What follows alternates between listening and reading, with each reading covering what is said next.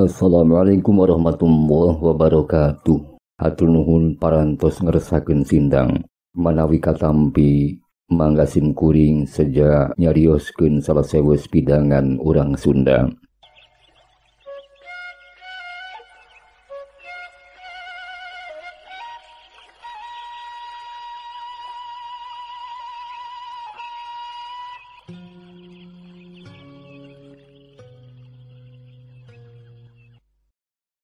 Mitra Pasundan, carios ieu mangrupi seratan ti salasawios praktisi pendidikan Bapak Maman MPD nu garis ageungna nyarioskeun perkawis katawangesan gorombolan jeung perjuangan TNI oge rakyat di wewengkon Bogor, Jawa Barat nalika zaman gorombolan. Numutkeun sim kuring saparakanca wireh ieu carios mangrupi carios fiksi anu disaliukeun jeung salasawios kaayaan di wewengkon Bogor, Jawa Barat nalika zaman gorombolan. Aya dua hikmah paling sakedik nu tiasa dialap tina ieu carios. Nu kahiji, tina carios urang tiasa ngagaduhan gambaran wireh urang nyaeta urang Sunda tos sakedahna silih belaan, silih pikanyaa, silih pikadeudeuk, silih tulungan, utami nama jeung sasami urang Sunda komo saagami upamina agama Islam. Tangtos kedah silih belaan, silih nasehatan, silih tulungan.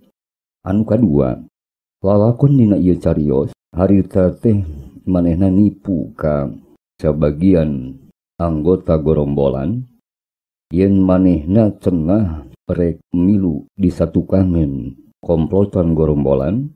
Kapala gorombolan di eta wewengkon tumanya kalalakon yen bener cenah rek ngagabung jeung gorombolan. Dijawab kulalakon bener, tapi kanyataana mitra Pasundan manehna teh teu nadunan janjina. Manehna kalah ngalaporkeun komplotan gorombolan ka pihak tentara Indonesia.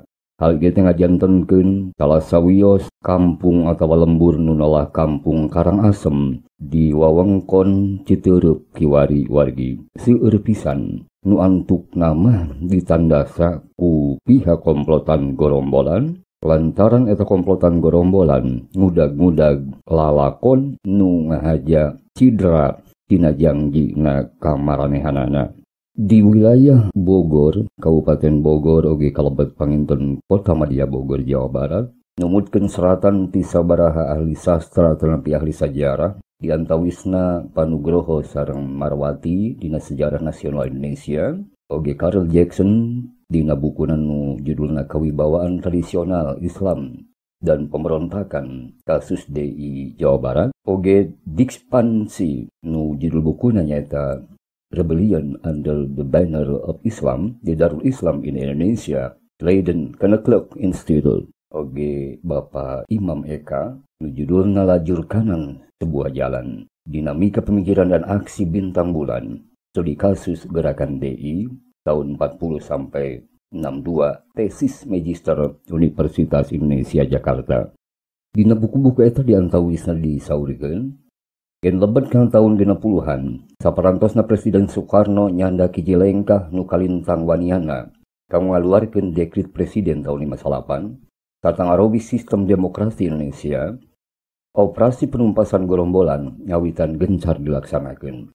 Rosidin dina penelitian nu judulna Operasi Penumpasan Gerombolan DITI Bogor tahun 61 anu diserat tahun 88, anjeunna nuliskeun yen dina nyang hareupan operasi TNI Kartosuwiryo ngaluarkeun hiji seruan ka panglima di wilayah seong-seongan pikeun sayaga nyang hareupan TNI. Eta seruan teh kakoncara ku sebutan Perang Semesta. Panggengta Kartosuwiryo dipapa gu aksi langsung para gerombolan kalebet di wilayah Bogor. Teror KTNI ngawitan marak dilaksanakeun. Upama bae sering kajantenan di sabaraha desa diantawisna desa Cibedug, Ciawi. Gerombolan nyerang TNI di eta desa. Namun seueur warga sipil nu janten korban mitra Pasundan. Kumargi marakna teror sareng panarajang nu dilakukan ku gerombolan di wewengkon Bogor. Akhirna TNI ngawangun operasi khusus nu dinamian Operasi Komando Pangrango Gede KOPAG. Sapalihna nyebatkeun operasi Gunung Gede atanapi operasi KKOAL di Gunung Gede Pangrango nyata operasi militer KKOAL kanggo moro sarta ngajadikeun mundur gerombolan TNI Koresto Suwiryo nu nyarumput di Gunung Gede Pangrango. Itu menawi wargi Sumanda Mitra Pasundan.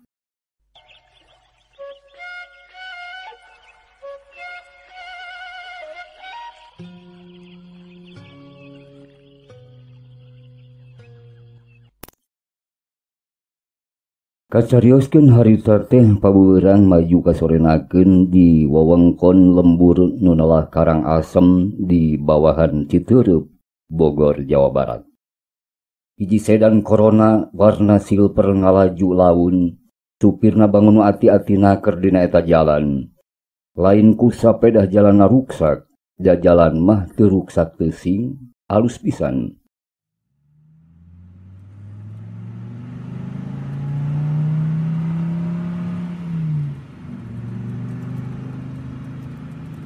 Samalah kawilang mulus we keur ukuran jalan di pakampungan mah. Sasatna di aspal leucir najan lain di hotmik oge. Manehanana kawas nu hayangin ngarasakeun nikmatna nyaeta ngageuleuyeung nyetiran mobil di jalan pakampungan. Joginya anjog ka hiji alun-alun kampung. Di dinya teh ngadon ngahulang regemenang sakedapan. Sasatna nyerangkeun wangunan masjid anu ngajang gelek kuloneun alun-alun. Estu sigrong eta masjid teh. Matak repesep nu ningali, matak betah nu ningali, matak betah nu ngadon itikaf di masjid, matak husu nu ngadon salat. Padahal baheula mah basajan bae eta masjid teh diwangun mangrupa tajug panggung. Dadampar nangan palopuh awi, di amparan samak polem, sajadah bae sabaraha siki nu geus karuleuheu kitu oge. Tebeh kiduleun alun-alun meh pagigir-gigir jeung masjid. Di dinya teh aya balai kampung nu diwangun permanen. Jigana teh paragi musyawarah warga desa atawa kasebat sekretariat kampung we sugan mah. Di hareupeun wawangunan ngajeblag aksara. Balai rancage kampung Karangasem. Padahal bareto mah can aya-aya acan balai kampung teh. Bareto mah ukur pos kamling leutik diwangun padu nangtung bae teu di momones ku naon-naon. Hatena eta jalma teh ngagerendeng sorangan. Anak kitu mah kampung ieu teh nyaan geus aman jauh tina Karaman jeung Pancabaya. Da bukti geuning wawangunan ting parentul kacida endahna. Masjid teh mah, balai kampung teh mah, wawangunan imah-imah teh mah asa jauh pisan parowahanan saupama dibandingkeun jeung waktu 20 tahun kalarung. Panto mobil geus molongo saeutik. Inyana karijut bae turun tina mobil sedan, tapi angger ngajejetan keneh dina mobil. Lain kunanaon cenah ku baluweng sugan. Nya baluweng nate tuda rek kasaha ngajugjug di eta kampung. Nah masih kene araya dulur-dulurna. Nah masih aya kolot-kolotna. Lebeng teu apaleun. Nah indung bapana araya kene jumeneng kene. Dina jumeneng keneh oge pastina ge geus sarempo. Imah warisanana nah masih keneh nangtung atawa geus kubatur. Teu nyaho eta sakabe oge. Laju hati inyana ngareka-reka indung bapana meureun geus teu aya di kieuna. Dulur-dulurna dina ayana oge pasti moal wawuheun jeung manehanana. Saupama batur sawawana si Acim, oge si Juhari, si Kasmad jeung saha mah boa deui. Dina arayana keneh pasti sarua jeung manehanana. Nyaeta geus rada sed lingsir ngulon mun ibaratkeun srangenge teh ama. Tanah warisanana, sawahna, pakebonanana, duka geus jadi milik saha. 20 tahun manehna ninggalkeun kampung Karangasem Bogor. 20 tahun nilana. Lain waktu sakedeung pasti segala rupana geus loba parobahan. Manehna ngareng hapanjang sanggeus jajag lalembutana laju manehna juru turun lalaunan. Bluk panto mobil sedan ditutupkeun. Antarena keur nutupkeuna. La haula wala quwata illa billahil aliyil azim. Inyana nyoba-nyoba ngalengkahkeun suku ngajugjugah hiji paimahan nu taya lain imah manehna keneh baheula mah. Nya eta memeh manehna ninggalkeun lembur imah warisan ti indung bapana. Lempangna laun bae teu gancang. Jajauheun lempang ti gurung gusuh. Sabut manehna lempang, aya meureun 2 orang 3 urang kampung mah nupa amprok jonghok. Tapi ukur liladenan ku belenyeh imut ngagelenyu.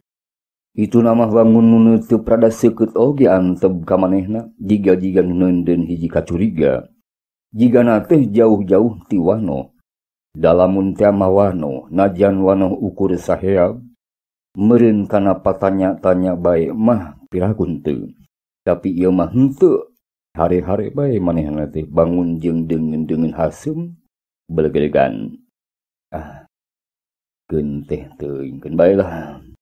Da lain rek nyieun karaman mulang ka lembur urang ieu. Hakna ku anjeun rek nganaha-naha oge kitu ceuk pamikir eta jalma. Jero-jero nama manehna miharep indung jeung bapana masih pada jumeneng. Tapi horeng imah panggung nu baheula ditinggalkeunana teh tempat indung bapana matuh di dinya geus teu aya. Robah jirim jadi hiji wawangunan imah nu mewah agreng. Reg heula ngarandeg di buruan.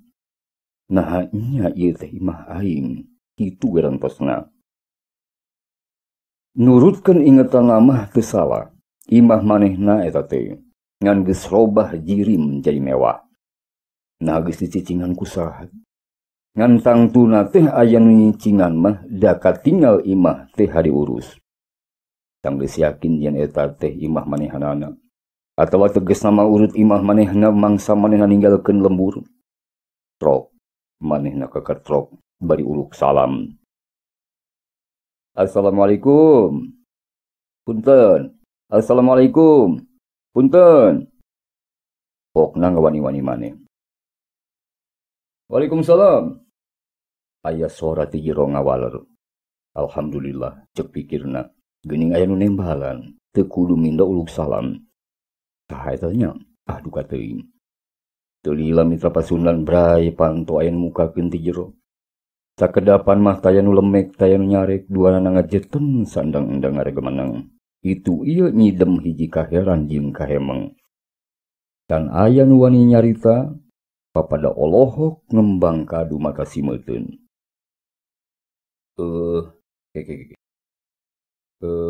Pusnanya pokna sanggeus kumpul lelembutanana. Kang Lasim, nu ditanya malik nanya.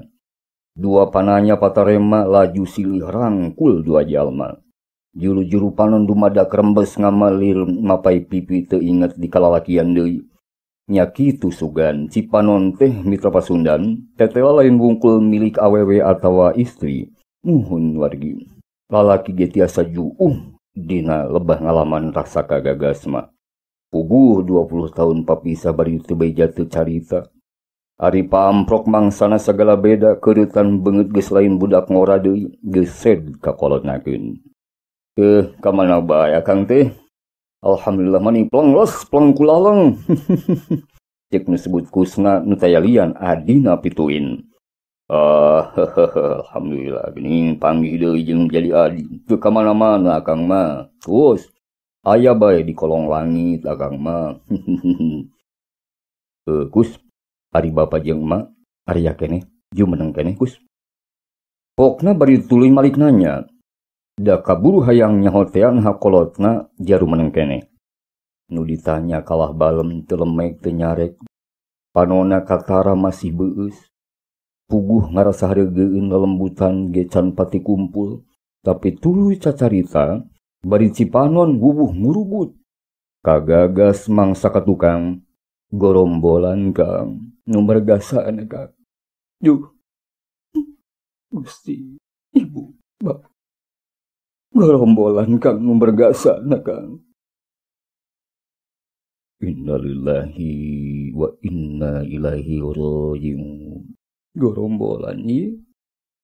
Duh, teung ingin telanges pisan. Gorombolan bergasa ka inung Bapak aing. Itu cek nu datang.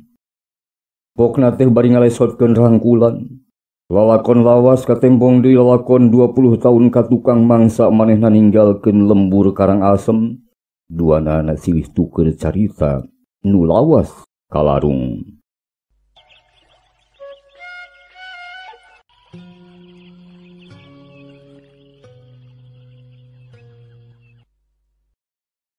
Mitra Pasundan, harita teh keur jaman mahabuna gorombolan di wewengkon Bogor jeung sabudeurana. Saban panto imah diketrok, lain diketrok sugan mah tapi digedoran. Kantenan mata keratug tutunggulan pikeun pangeusi imah, teu kakantun imah bioroh. Ngan untung teu digedor satarik nada kabujeng ayan mukakeun. Bari jeung hatena mah ngaleper oge. Nepi ka wer-weran banget kusieun ku gorombolan. Punten mung gaduh ieu juragan. Mung gaduh nu kieu. Pokna teh bari ngasongkeun biasa baskom, bari tungkul bae da sieun teu kaampuh. Sieun nu lain lumayan ku gorombolan nu datang ka imahna. Halus. Nyawa anjeun masih bisa salamet poe ieu. Isuk pageso anjeun kudu nyadiakeun deui nu leuwih ti kieu. Ceuk nu make seragam bari siaga nyekel bedil. Karidor bae dibekaskeun mun teu mah aya nu ngalawan. Laju inyana ngasupkeun beas kana jero karung, bari ngaleos jajauheun tina ngedalkeun hatur nuhun. Ngajebrugkeun pantos setengah dibantingkeun. Biiroh nu geus umur tengah tuwuh teh semet bisa colohok mata simeuteun. Alhamdulillah Gusti, abdi masih keneh salamet Gusti. Pitulung ti Gusti. Itu gerentosna. Tapi di imah nu sejena di eta pakampungan. Sora panto teh kadengena ditalapung matak murag jantung. Satuntas diketrok kaya nu nembalan. Sumawana aya nu kaluar mere itu mere ieu. Cebrol! Panto ditajong sakebekna tanaga. Teu kudu mindo nalapung. Da puguh bas sajan bae pantona oge panto imah panggung teh atuh. Tulug-tulug nanajongna teh make sapatu laras. Atuh brah panto muka nepi ka eundeur sawawangunan eta paimahan. Tapi angger suwung geuningan. Teu aya nu ngelol, teu aya nu tembong. Sababaraha urang nu make seragam jeung sapatu laras teh nodongkeun senjata nu siap dibekaskeun. Saban rohangan kamar dipaluruh ku anggota gerombolan. Cebrod! Pantona ditajongan. Teu aya sasaha di eta imah. Tapi lebah rohangan nu panungtung. Kasampak teh aya hiji lalaki tengah tubuh keur ngagerendeng mapatkeun jang jawokan ngusir karaman. Lain ukur mapatkeun jampe, tapi leungeunna oge ngacung-ngacungkeun keris pusaka. Tima aing sima maung kasima ku aing repungkem. Itu pokna teh. Goblok sia, keluar sia. Ampun juragan, ampun. Pokna teh bari nahan kanyeri sadumeh gagang bedil terus ngahabek manten kana pundukna. Kerisna anggar dicekel. Hei, naon nu keur dicekel ku laing setan? Nu make sapatu laras nanya bari nyantak. Iyo kagungan si Mahabdi juragan. Keris pusaka. Kadieu kan euy? Teu kenging juragan. Iyo keris saya usian. Tapi eta gorombolan teh maksa pirusa ka eta jalma. Kelewat! Kerisna direbut. Nusa urang deui ngajewang manehna diseret keluar kamar. Nu sejen deui ngadupak bobokongna. Cedak! Ampun juragan. Inyana ngagoak rumah muringis nahan hiji ka nyeri. Ampun juragan. Ulah dipayahan abdi juragan. Teu aya anu mirosea. Habek deui ditalapung ku anggota gorombolan. Cebrod! Deui gagang bedil. Plak! Inyana nangkarak bengkang. Teu hanteu keris manehna nurih kana jajantung. Getih ngaburial ngabayah bah di buruan imah panggung. Allahu Akbar. Soran ngagoak nahan ka nyeri meupeskeun ka simpe peuting. Tapi tulas teu kadenge naon-naon. Manehanana perlaya ku kerisna sorangan. Padahal eta teh Kardi ngaran eta lalaki teh. Manehana teu milu nyumput jeung anak pamajikanna teh lantaran bogaan belan jeung angkeuhan keris warisan ti luluhurna. Keris nu dianggapna ngandung maunat, ngandung hiji kakuatan cenah pikeun ngusir gorombolan. Di imah-imah nu sejena taya nu wani nembongan. Najan pantona diburak-barik oge. Subung bae da memang pangeusina geus ngarungsi jauh nyumput ka patempatan nu kawilang aman. Kaleuweung, kana jurang, kana lengkob, sakira bisa dipake panyumputan. Puguh aya harewos, tengah gorombolan rek ngajarah deui bae ka lembur. Kantenan we soakna warga teh. Nuting barotek, nu susulumputan nyingkahan balai, dapon awak, dapon dirina jeung kulawargana saralamet. Jeung nyana deui. Gorombolan teh peuting eta mah datang. Nu teu kaburu nyumput mah kapaksa kudu adu hareupan jeung inyana. Masih mending ukur nepi ka ditampiling atawa di kaplok. Nu pangsuwe-suwena mah nya ditanda sa mitra Pasundan. Saperti nu kaalaman ku Pakardi, nu kudu nemahan pati ditubles ku gorombolan ku kerisna sorangan. Lain sakali dua kali karaman seperti kitu teh tumiba ka eta lembur. Wakadi, Aki Somad, Bapa Atang, jeung saha deui ngaranna nemahan pati ku pangawasa gorombolan. Arinyana ditenggeulan, ditalapung, didor ku pelor panas. Nyaan kampung Karang Asem arengheng matak teu betah di lembur. Tapi pangeusi lembur kalobaan mah boga pamadegan rek incah-incah ka mana, rek incah rek indit ka mendi. Da lembur matuh Banjar Karang pamidanganna teh lembur Karang Asem tempat kalahiran maranehanana. Lembur Karang Asem teh sasatna jadi gunung pananggehan tempat hirup kumbuh sarerea. Kacarioskeun dina hiji poe, gorombolan teh ngagalaksak deui ka pakampungan.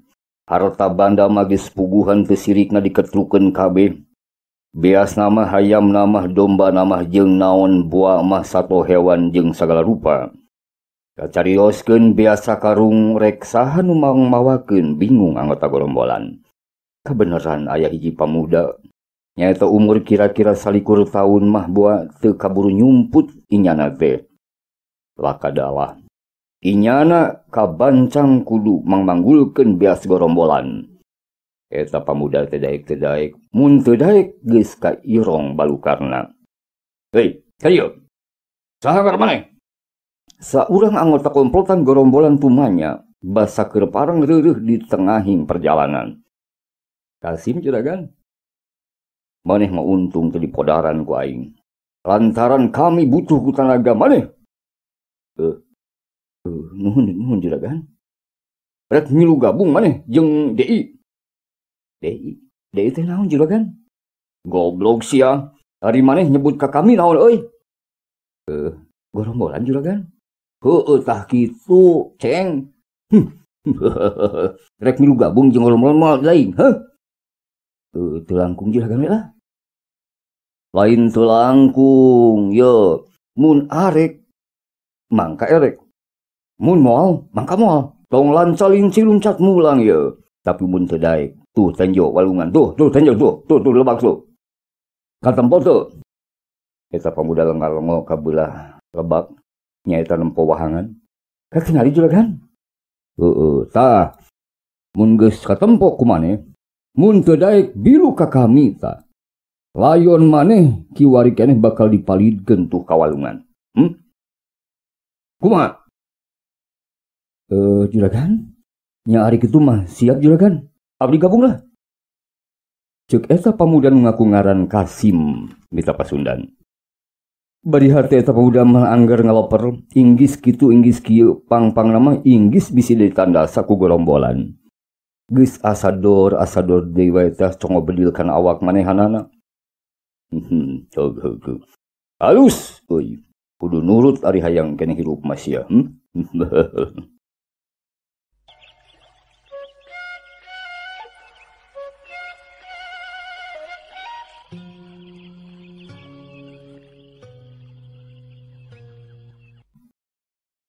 Mita Pasundan, hiji peuting di Tatar Bogornya eta di wewengkon Citereup di kakampungan Karangasem kurang leuwih tahun 1850 katompernakeun. Warga kampung Karangasem keur mameujeun nanti brasareudna eta peuting ngadon kagaruahkeun ke hiji sora nu gegedor kana panto. Duk. Taya nu kaliwat. Sakudu aya pantoan mah digedoran di luar. Duk, ditalapung sugan mah. Brah! Panto muka sekaligus. Engselna purutul. Nya untung seuweung eueuh di imah mah. Nu geus nyumput buah di mana buah di mendi. Tapi nu pareng aya di imahna. Kantenan kacerek deleg ku gorombolan. Teukuhan teu mita Pasundan nu kacerek mah digiring bae ka alun-alun. Nyata alun-alun kampung nu memang rada gede. Arinyana didodoho ku bayonet jeung bedil siap didorkeun. Dina waktu saperti kitu kabeh oge taya nu miharep hirup. Jajantung rahayat ratug tutunggulan. Masyarakat asa sahos-hoseun bae. Utek geus teu mampu dipake mikir deui. Hate kebek ku kasieun, karingrang, kahoncewang jeung kagimir. Lamun tea memehna ukur saurang dua urang nu tilar dunya alatan ditanda sagorombolan. Jika nama ayeuna mah bakal rampak digiring kabeh ka alam kalanggengan. Arinyana dipaksa titah dariuk di tengah alun-alun nu lumayan baga. Nu satuluy mah dipariksa saurang-saurang. Congo bedil gorombolan diasong-asong kasaban sirah penduduk. Pok! Arinyana ditanya ku anggota gorombolan. Jawab we. Saha di antara aranjeun nu boga ngaran Kasim? Caritakeun. Pokna satengah ngagorowok. Kantenan taya nu nembalan kabeh oge ngabetem teu lemek teu nyarek. Banget ku sieun. Caricing wae. Jawab setan. Pokna deui bari babentak. Masyarakat masih bungkem taya nuwani nembalan. Kumaya? Rek ngajawab atau aranjeun teh hayang jadi tumbal euy. Punten kula. Saha teh anu dimaksud Kasim teh? Di lembur ieu mah da teu aya nu gaduh nami Kasim. Aya nu nyoba-nyoba penduduk ngajawab. Bohong sia. Ku kituna wargi eta gorombolan teh ambek kacida bari habek. Nu tadi nembalan teh dibabuk ku gagang bedil satakarna. Kantenan ngabangkieung lieur nepi ka plukna pisan ngarung puyuk teu inget di bumi alam. Ieu dengekeun ku aranjeun. Sing teu nyaho saha si Kasim. Ku kaula dijelaskeun ye dengekeun. Tapi lamun kanyahoan arendika nyumputkeun waran si Kasim, nyawa aranjeun taruhanana. Ieu, bisi teh nyaho. Si Kasim teh urang dieu cenah. Manehna teh milu gabung jeung pasukan kami jeung DI jeung gorombolan ceuk arendika mah. Ngan hanjakal manehna teh hianat. Manehna teh ngalaporkeun kami ka Tentara Republik. Markas kami dibulak-balik ku Tentara Republik. Nya kami tinggal sesana ye. Nyata gara-gara si Wawal Kasim. Matak ayeuna dipaluruh ku kami rek diberesan sekalian. Cek salah seorang anggota gorombolan panjang lebar ngejelaskeun ka Rahayat. Tapi mitrada memang teu aya nuaran Kasim di lembur Karangasem mah. Rek ngaku-ngaku kumaha. Antuk nama Rahayat teh baralem we kabeh oge teu lemekeun nyarek. Aya eta oge nu dibawa ku gorombolan cenah. Duka sabaraha urang dibawa nyiliwid. Ngan teu baralik deui. Boa dipergasa. Boa dijadikeun pasukan. Lebeng teu aya nu nyerahkeun. Ngan di antara maranehna teu aya saurang oge nu boga ngaran Kasim. Hei, jawab atuh. Goblok sia. Nah, ngabertembay heuh. Bah, beresan we wa. Tong alaun kumaha palang lah. Da urang ge pasti namahan pati perlaya ku tentara Republik euy. Duka isuk, duka pageto, tentara Republik pasti ngawasa ka urang euy. Tah, samemeh urang mati konyol euy. Wah, beresan we wa, ieu cucurut teh. Ceuk hiji anggota gorombolan ngauwakeun tiga nama kapimpinanana. Beres kitu. Mita Pasundan tetela. Saurang-saurang Rahayat tawanan teh disina maju. Sok, maju seorang. Maju. Mana? Nulitah maju teh gawat bari ngaleper teh maju ka hareup. Laju dipaksa dibawa nyalingker ku anggota gorombolan. Duka tuluy dikumaha ngan tuluy kadenge sora dor jeung sora ngagoak. Sasatna menyebut tulung menta tulung ka babaturanana. Dor, dor.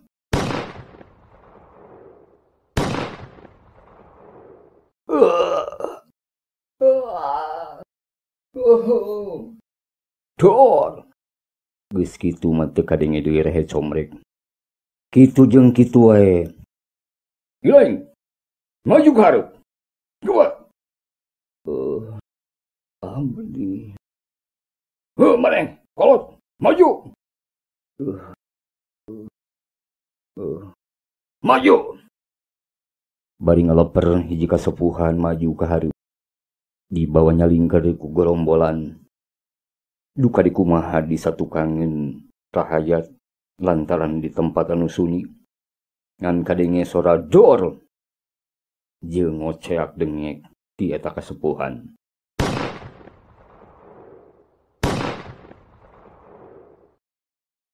Kitu jeung kitu wae. Dugi ka eret sadayana. Jumlah jamleh teh kirang langkung 20 orang. Teu cukup kitu gorombolan teh jiga nu nyaan kasetanan kausap jurig. Dangeur mergasa paratawanan nyata Rahayat pakampungan Karangasem nu di lembur. Dar teh lembur Karangasem di duruk ngabelah-belah. Kampung Karangasem teu aya nu nyesa. Cakur suhunan di lembur Karangasem beak ku seuneu nu ngababelah. Komo-komo da imah teh sadayana imah pangling. Nu ukur dijieun tina kayu, bilik jeung talupuh dadamparna. Atuh ana der teh di duruk ku gorombolan. Ceuneu langsung ngabebelah. Langit nepi ka hurung ngempur murumu biar panas ngaheap teh lain bobohongan. Geus hasil merenang lembur mah gorombolan teh laju baralik deui ka markasna di tutugan gunung.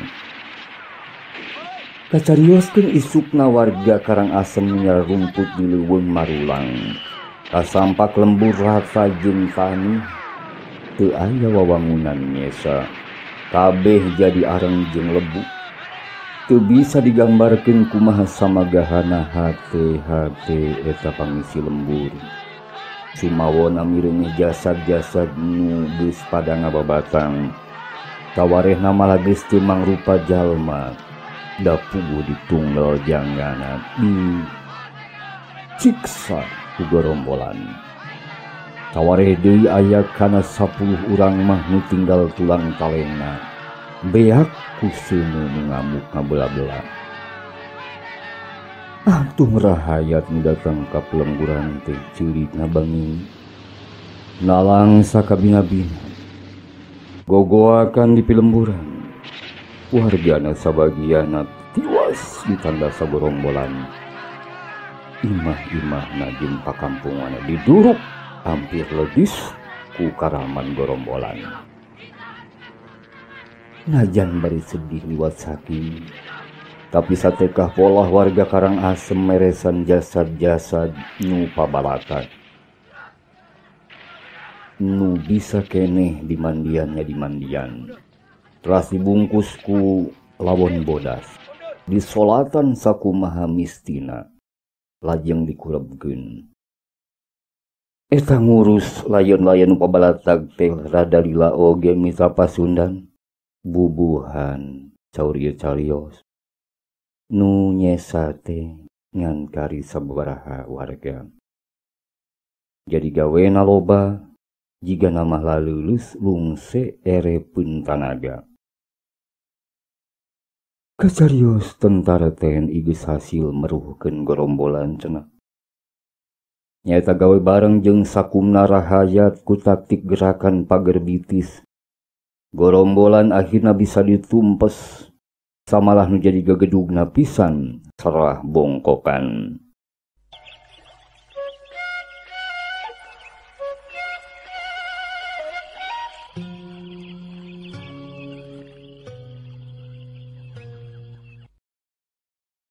Dah, gitu Kang. Nasib urang Karangasem teh Kang. Alhamdulillah ayeuna mah tos aman Kang. Bebas tina karaman. Teu sieun ku itu, teu sieun ku ieu.